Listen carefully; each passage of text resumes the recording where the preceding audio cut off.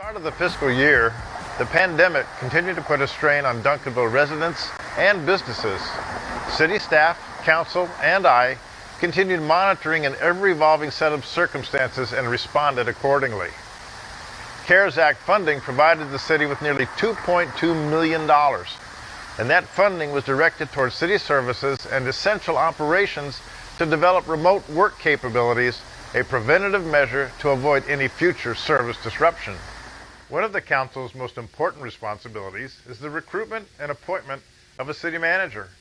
After all, no person is more essential to bringing the council's vision for our city into reality than the person who has that job.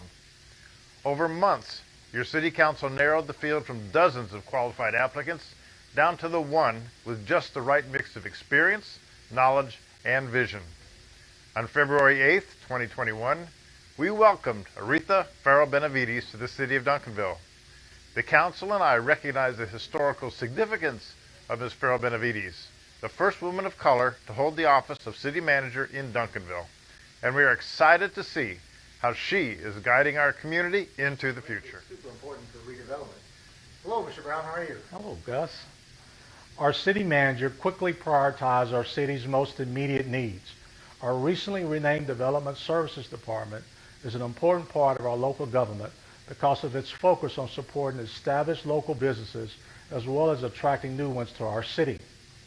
Proving to have a keen eye for talent, she hired Augustine Garcia as Economic Services Director.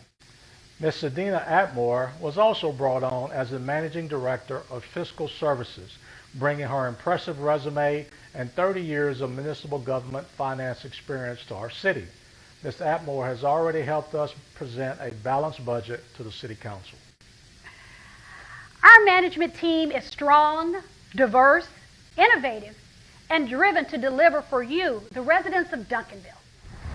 The comprehensive plan, adopted by your City Council in 2017, provides a framework for both future development and redevelopment decisions, setting a path toward positive change.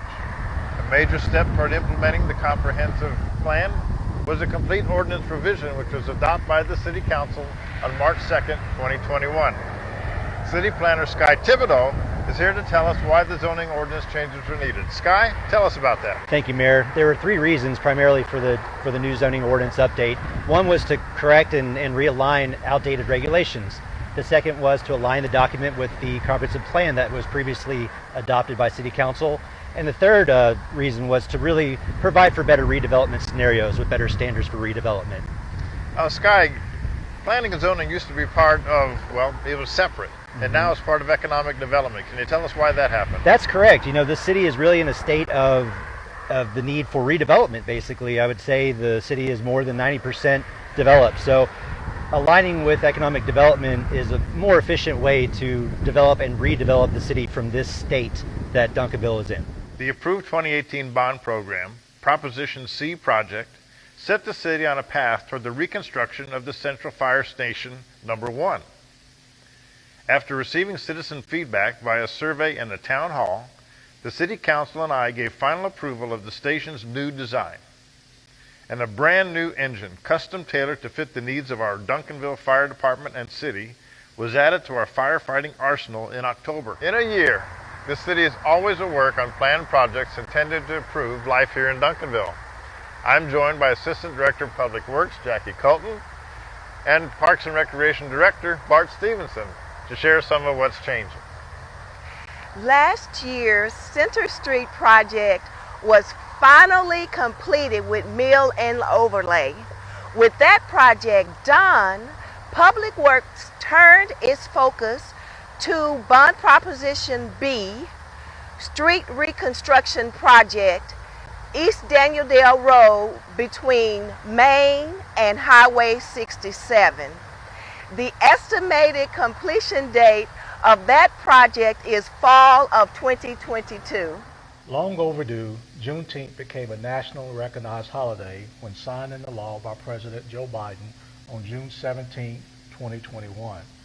Juneteenth commemorates June 19, 1865, when Union soldiers brought the news of freedom to enslaved black people in Texas.